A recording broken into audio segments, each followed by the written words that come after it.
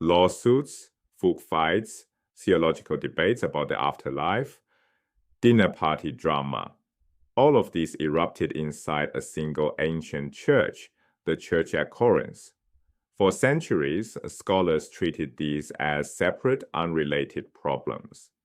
Then a German New Testament scholar named Gerd Theissen, working at the University of Heidelberg, saw the pattern hiding in plain sight. Every one of these conflicts maps onto a single fault line, social status. To understand why, we need to step inside the world of Roman Corinth. The Corinthian church was socially mixed.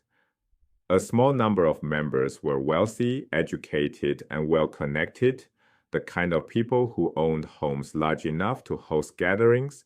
They were patrons, property owners, people with political influence. But the vast majority of the congregation occupied the lower rungs of Roman society, slaves, freedpersons, that is, formerly enslaved people who often remained low in status, and manual laborers. Theissen, writing in the 1970s and 80s, argued that this social gap was not background noise. It was the engine driving nearly every conflict Paul addressed. Start with lawsuits. In 1 Corinthians chapter 6, Paul is furious that church members are suing each other in Roman courts. Here's the detail that changes everything. Roman courts were explicitly biased toward the wealthy. Judges received formal instruction that higher status individuals had less incentive to cheat, so disputes should favor them. The poor almost never initiated lawsuits because the system guaranteed they'd lose. So when Christians sued Christians, it was overwhelmingly the rich suing the poor. Paul's solution, resolve disputes inside the church community, was radical. It moved judgment from a system rigged for the elite to a community where the poor were the majority. Power shifted downward. Now the Lord's Supper. In chapter 11, Paul describes a scene that sounds like a dinner party gone wrong.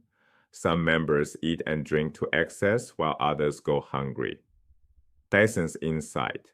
This maps perfectly onto Roman dining customs. Wealthy members controlled their own schedules.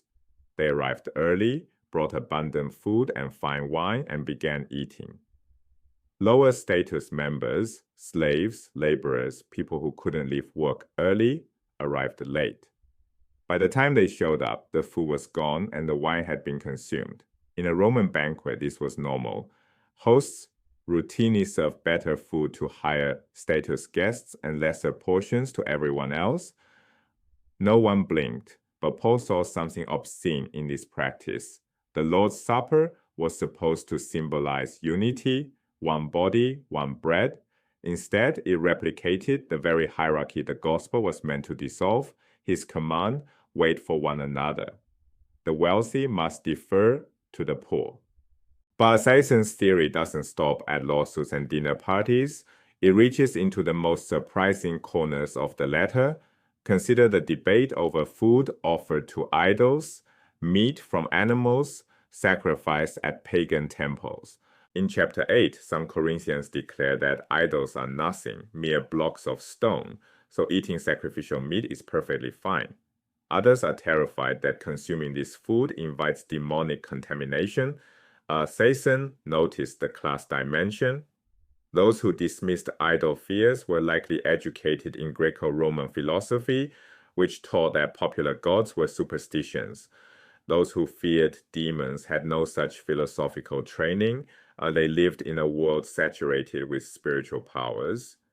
The knowledge Paul critiques, we know that an idol is nothing, is the knowledge of the privileged. Paul sides with the vulnerable.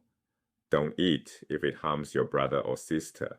The resurrection debate follows the same pattern. In chapter 15, Paul confronts members who deny the resurrection of the body. This denial wasn't random skepticism. Greek philosophical education, the kind available primarily to the wealthy, taught that the physical body was inferior. The soul was immortal, pure, destined to ascend. The body was mortal, corrupt, a prison to escape.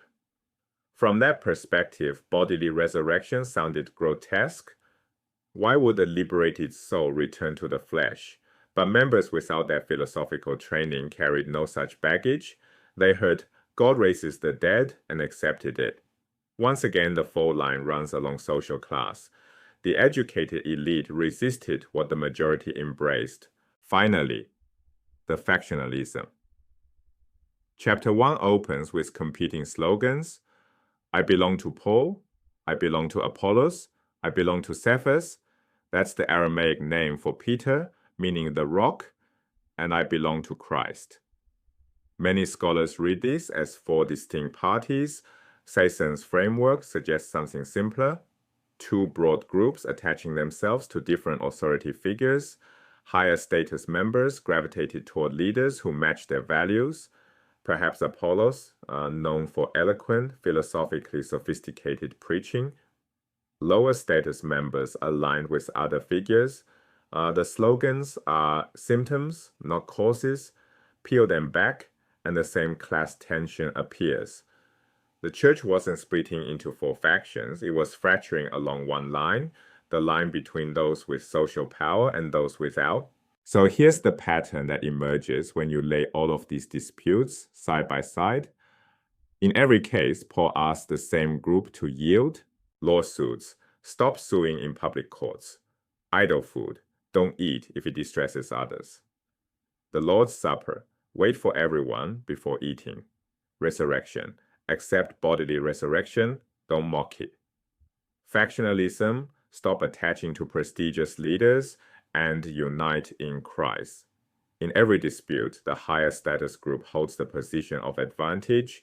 In every resolution, Paul asks that group to surrender its privilege. This is not coincidence. It's a coherent social ethic, a consistent inversion of Roman norms about who defers to whom. One clarification matters here. Paul was not anti-intellectual. He was not anti-wealth. He never told the educated to stop thinking or the wealthy to abandon their resources. His demand was relational. Modify your behavior when it harms the vulnerable.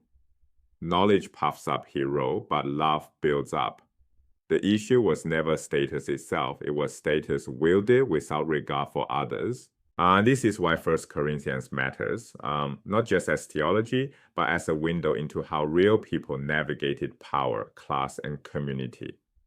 The next time you read this letter, ask yourself, who has the power in this room and who doesn't?